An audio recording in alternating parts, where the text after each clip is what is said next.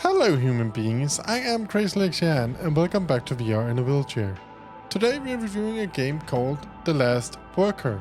The Last Worker is a sitting down game where you control a little platform that you sit in and then you pick up packages. Right now I'm having a trouble with the game is not centered to my viewing point. So I had to look a little bit like to the right compared to just looking straight forward. So that's what I'm trying to fix here by recentering my play area. I don't know why I did that, but it happened, and it also happens throughout the game sometimes, especially when there are some cutscenes. The Last Worker is both a VR game and a non-VR game, so it's completely up to you on how you want to play it.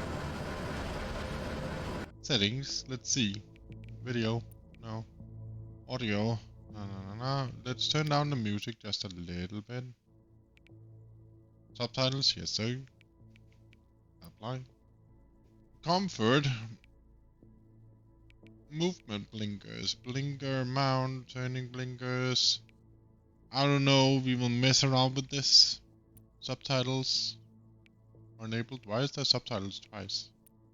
Accessibilities, controls, gun interaction, hold. And here we have subtitles too. We have subtitles everywhere apparently.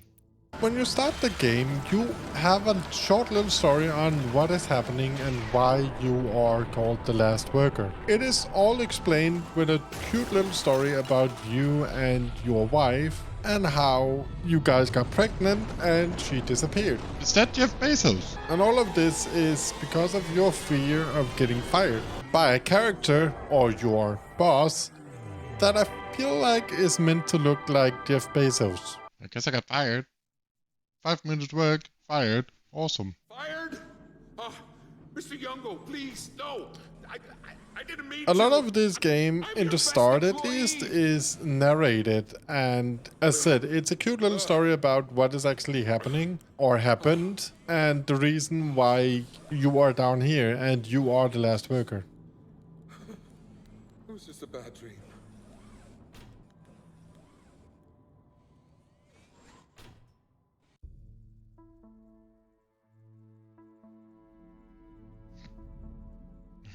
Jungle. Oh. I'm in the box now. Can we get some lights?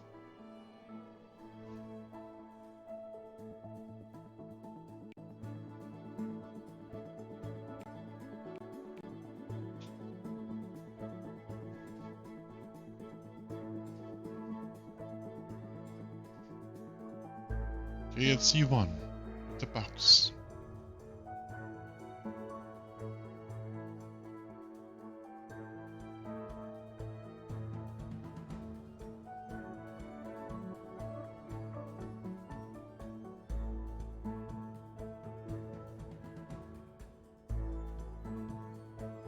Mailman.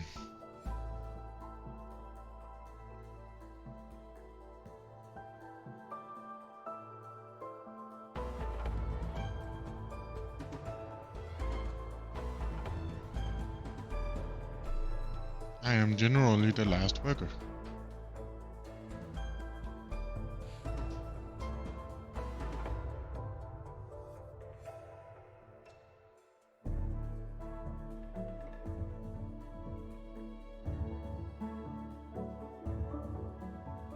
It's a love story in a game about how robots takes over.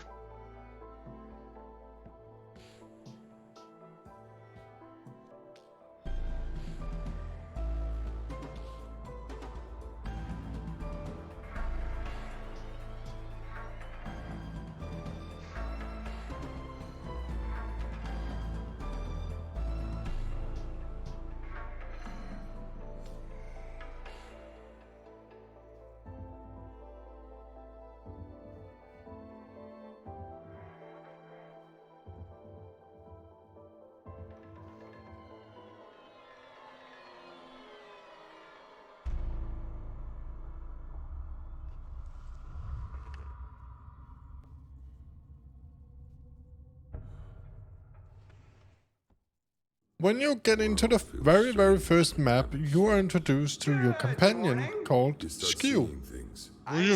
He helps you guide around the map, as in how you move around and your different buttons. And he is a fun little part of the game, as he makes jokes and stuff like that.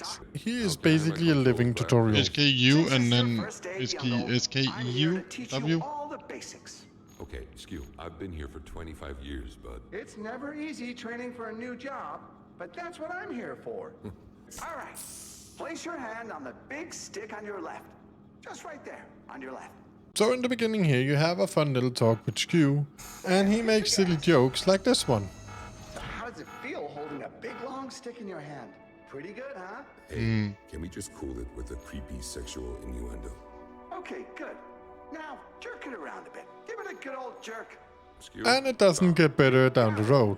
Especially not when he is actually reset, so he is his normal self, if you will. The Last Worker is both a VR game and also a flat screen game, and it's a lot of fun, to be completely honest. I wish that you had more movement with your arms in this game, like moving around on the platform. The way you move around is using the joysticks on your controllers, not moving your hands, sadly. But I think that it's because that it's also a flat screen game.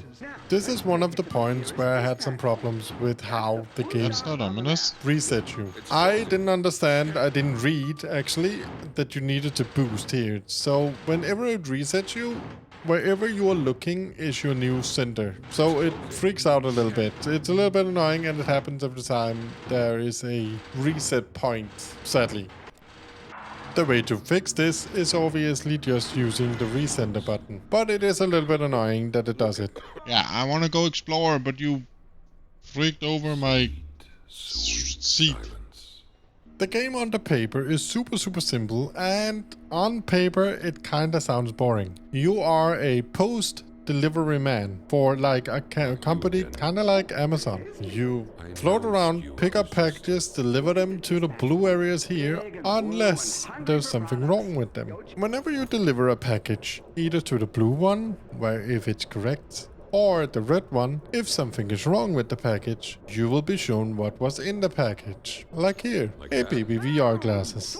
Also a little hint, to move around you don't have to hold the handles on your left or right. You can literally just move around by using the joysticks without holding any of the handles. And another trick, you should trigger to move forward. It's a bit more stable.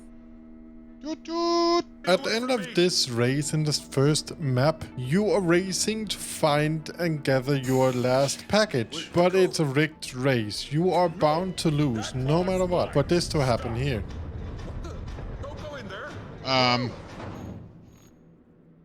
You didn't have what it takes to join the Youngle family. I'm sorry, cuz. The cobot will show you to the door. Skew? What's going on here? You will receive a Youngle gift voucher for your time. Skew? What are you... No! Don't worry, young explorer. This was just a test to see how you work under pressure. This was He's a dumbass. so unnecessary. And you made it. Welcome to the Youngle family. The cobot will now take you through the gates to JFC-1. Remember, once you go through those doors, you can only be the best. A pioneer, a hero, a Youngle explorer. This is also where Skew is actually turning into himself. The future.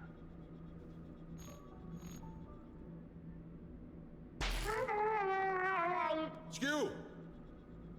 Oh, thank fuck for that. I was having a moment. Where are we? What are we doing? You were doing that tutorial thing again, and you wouldn't let me fix you. Oh, that's so fucked. Sorry, man. I found it kind of relaxing. Did you?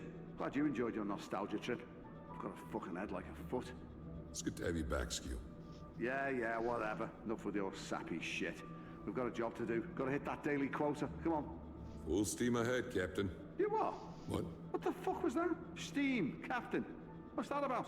That's the kind of stuff you were saying. Next time we do that, send me straight to recycling. Promise. Yeah, but you miss me. Admit it. Nah. Okay, yes. And honestly, I really like this version of SKU compared to the first version that we made. It's just you and me. All the maps that I've played so far is all centered around the packages, obviously, because that is the premise of the game. You are a mailman, the last worker in this giant facility, and you need to fill your quote Hey. to not get fired. You do that by making all the right choices, as in see if the package is damaged, if it has the wrong weight or the wrong size on it compared to what it shows on your How screen. do I check it? If it has anything wrong with it, you obviously mark it with the correct label and throw it in the red disposal bin instead of the blue one. If it's all correct, you throw it in the blue one that marks it for delivery. This package here is damaged, as you guys can see, but the size of it and the weight of it still matches, but it doesn't matter because the package is damaged. The letters in front of me is my rating. The better I do, the higher the rating. If I don't go above F, I'm fired. And obviously, the higher I go in my rating, the better I do. And obviously, the more packages you deliver at the right places, the higher your rating goes. And vice versa. The more packages you delivered in the wrong places, the lower your rating goes. I'm not sure if speed has anything to do with it. The game is actually really fun and really relaxing in a way. At least for me, I found it really relaxing to just sit there, pick up a package one after another and figure out if it needed to go to the blue one or the red one, depending on the state of the package. And also to see what the package actually contained.